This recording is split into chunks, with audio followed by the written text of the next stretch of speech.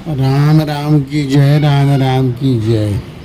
संत हेमा माता का जीवन चरित्र। भगवान की कृपा से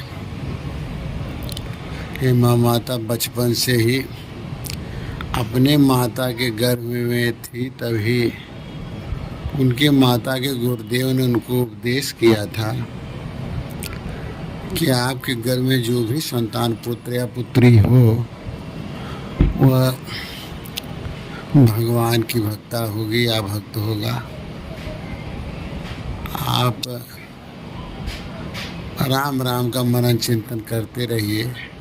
तो माता जी भी ऐसे मनन चिंतन में लगी रही और हुआ भी तो एक सुंदर पुत्री का जन्म उन्होंने दिया और नाम रखा हेमा। तो हेमा जो है धीरे धीरे माता पिता के प्यार में बड़ी होने लगी और माता भी चूँकि सुशीला थी और दक्ष एक माता का उनका वो था और अपनी पुत्री को भी उन्होंने योग्य बनाया, पढ़ा लिखा के शिक्षित किया और अध्यात्म में तो खैर बहुत बेहतरीन चूँकि शिक्षा दीक्षा और उसको मिला। हेमा धीरे धीरे बड़ी होने लगी और अपनी माँ से रह रह के भगवान के बारे में कथा किस्सा सुनना, कहना, बताना, ये सब वो सुनती रही। धीरे धीरे वो इतनी मजबूत मन से हो गई भगवान की भक्ति के लिए, उसने एक उद्देश्य बना लिया कि मुझे अपने जीवन में भगवान को प्राप्त करना है या भगवान की भक्ति करना है। ऐसा भाव उसके मन में बन गया ठोस कि कैसे भी करके भगवान की भक्ति करूँगी और एक दिन भगवान को प्राप्त करूँगी। और भगवान उसके दिमाग में माँ की कथा के हिसाब से उसको इतना सरल लगा भक्ति। भगवान बड़े सरलता से मिलते हैं, भगवान निहायत प्रेमी है, भगवान में कोई रोष दोष नहीं है, भगवान में कोई और ये सब है नहीं, केवल उनसे मन से लगन लगा लिया जाए। तो इस प्रकार से वो लगन लगा करके उनसे भगवान से, क्योंकि जिसको देखा नहीं, जाना नहीं, पहचाना नहीं।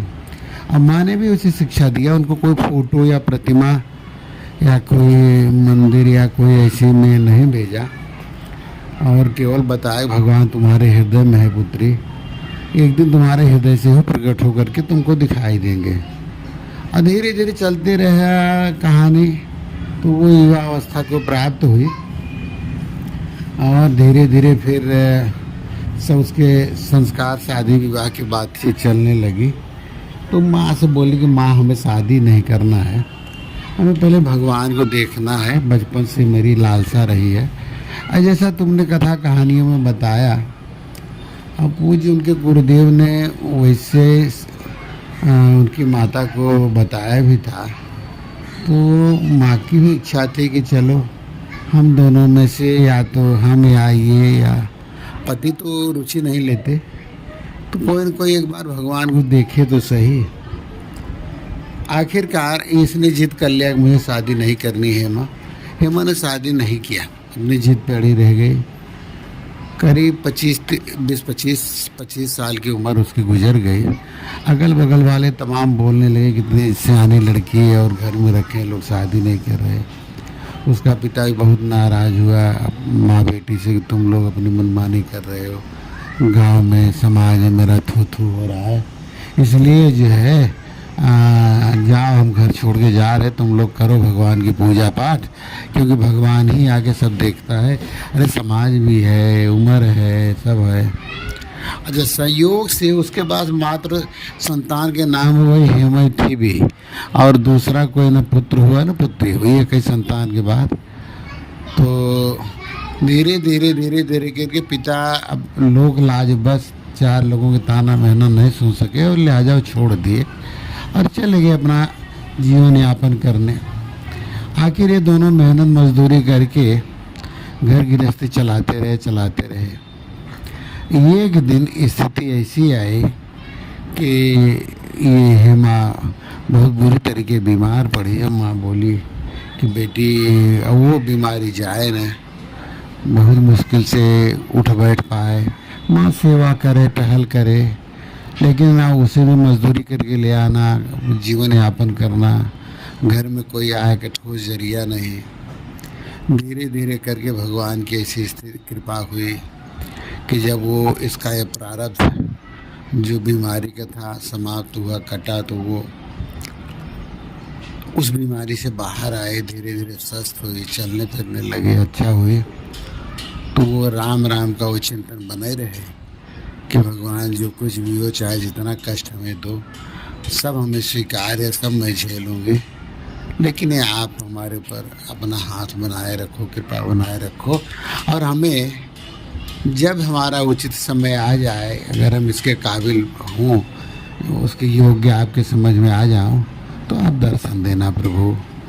आखिरकार यह विनती, ये प्रार्थना उसकी सार्थक हुई। और एक दिन ये कुएं पे पानी खींचने गई थी और वहीं से फिसल के बाल्टी के सहित वो पानी का जो होता है बर्तन लेके गिर पड़ी, और वहीं भगवान का नाम लेके राम राम चिल्लाने लगी और रोने लगी। इतने में भगवान आए और उसका बाँह पकड़ के उठा लिए। उसका भगवान का स्पर्श पाते तो अब भगवान पीछे पकड़ के उठाए हैं और गर्दन घुमा के देखे उठाया मुझे कौन, इतना सुखद स्पर्श देखे। तब वो बोली कि अगर मैं इतनी ये हीन हूँ और अछूत हूँ तो आपने मुझे उठाया क्यों? यदि उठाए हो तो मुझे आप दर्शन दो, कौन हो? तो भगवान बोले कि हे माँ, तू जिसको रात दिन याद करती मैं वही हूँ। तो भगवान का साक्षात हुआ। तो भगवान देख के हेमा को प्रसन्न हुए। प्रसन्न होने के बाद बोले, हेमा, अभी हम तुमसे ये नहीं कहेंगे कि वर मांगो, बस तुम साधना में और आगे बढ़ो।